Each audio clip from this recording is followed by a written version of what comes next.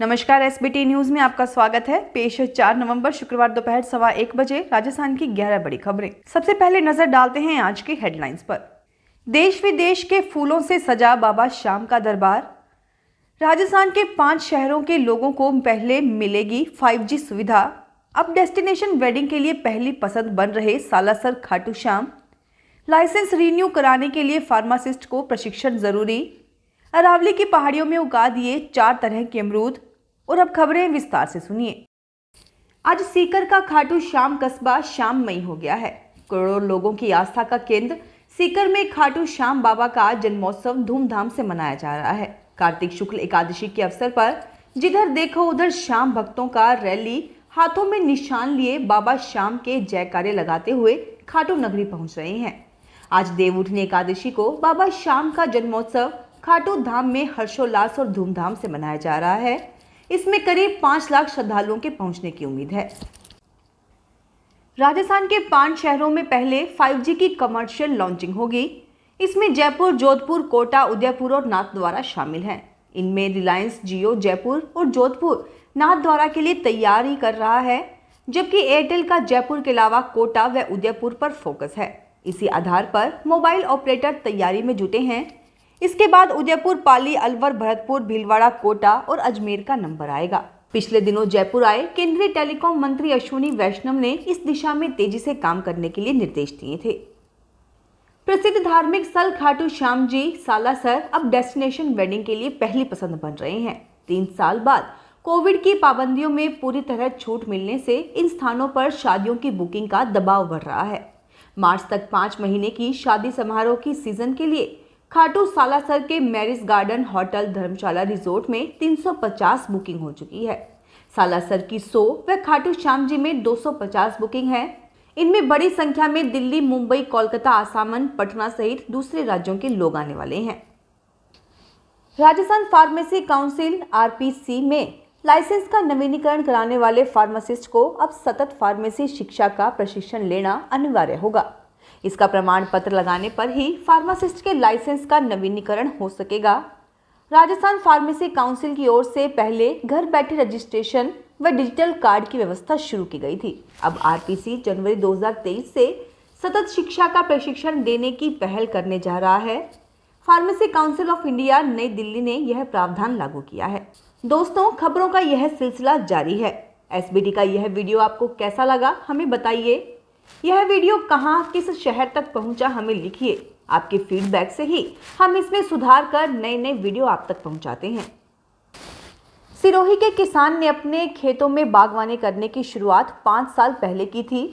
इलाहाबादी अमरूद के उन्होंने काफी चर्चे सुने थे। उन्होंने तय किया कि सिरोही में सबसे मीठा अमरूद उगाएंगे।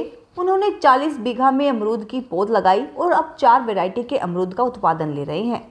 अमरूद इतना मीठा है कि लोग उनके फार्म हाउस पर मिनी ट्रक लेकर अमरूद खरीदने पहुंचते हैं। अरावली की पहाड़ियों के बीच सिरोही के छोटे से गांव अरठवाड़ा के अमरूद इलाके में काफी पॉपुलर हो रहे हैं। राजस्थान में इस बार मानसून की मेहरबानी के चलते खरीफ तो बम्पर हुई ही है, रबी की बुआई ने भी रिकॉर्ड तोड़ दिए हैं। कृषि विशेषज्ञों का कहना है कि इस बार फसल कटाई तक कोई आपदा नहीं आई तो GDP में कृषि क्षेत्र की हिस्सेदारी 2 से 3% तक बढ़ने की उम्मीद है। राजस्थान की GDP 11.96 लाख करोड़ रुपए है। इसमें कृषि पशुपालन की हिस्सेदारी 28.95% है। इसमें भी अकेले कृषि की हिस्सेदारी GDP की लगभग 18% है। इस बार रबी की फसल के लिए केंद्र सरकार ने खाद की भी अच्छी आपूर्ति की है। राजस्थान लोक सेवा आयोग द्वारा वन टाइम रजिस्ट्रेशन में करेक्शन के लिए कैंडिडेट्स को एक बार फिर अवसर प्रदान किया गया है। अभ्यर्थी 5 नवंबर यानी कल से आवेदन कर सकते हैं। इसके लिए 14 नवंबर 2022 लास्ट डेट है। 4 मुख्य एंट्री कैंडिडेट नेम, पिता का नाम, बर्थ डेट एवं जेंडर में संशोधन कर सकेंगे। आयोग सचिव HL अटल ने बताया कि आयोग ने पूर्व में 25 जून से 24 जुलाई 2022 तक निःशुल्क संशोधन का अवसर दिया था।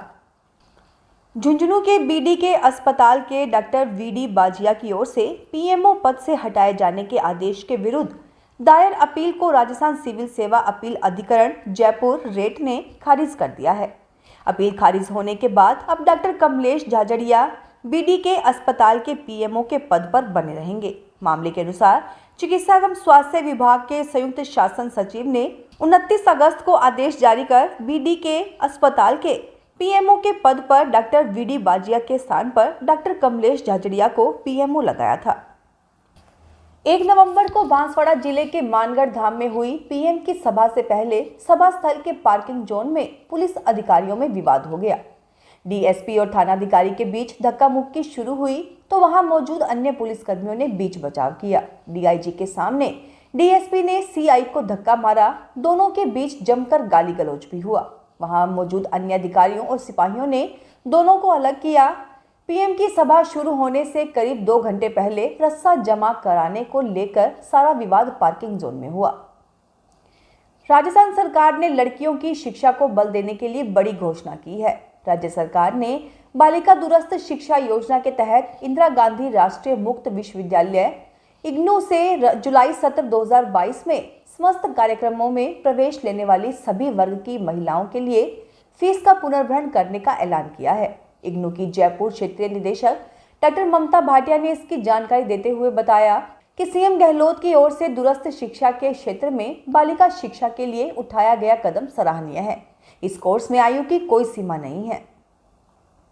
दिल्ली नगर निगम चुनाव की घोषणा शुक्रवार को हो सकती है। दिल्ली इलेक्शन कमीशन ने शाम 4 बजे प्रेस कॉन्फ्रेंस बुलाई है। दिल्ली नगर निगम की 250 सीटों में से अनुसूचित जाति एससी के लिए 42 सीटें आरक्षित की गई हैं। वहीं महिलाओं के लिए भी 50% सीटें आरक्षित रहेंगी। फिलहाल इस बुलेटिन में इतना ही। फिर हाजिर होंगे और बड़ी खबरों के साथ। अगर आप भी अपने आसपास की छोटी बड़ी और महत्वपूर्ण खबरों से अपडेट रहना चाहते हैं तो सब्सक्राइब कीजिए हमारे चैनल एसपीटी न्यूज को और प्रेस कीजिए बेल आइकन पर।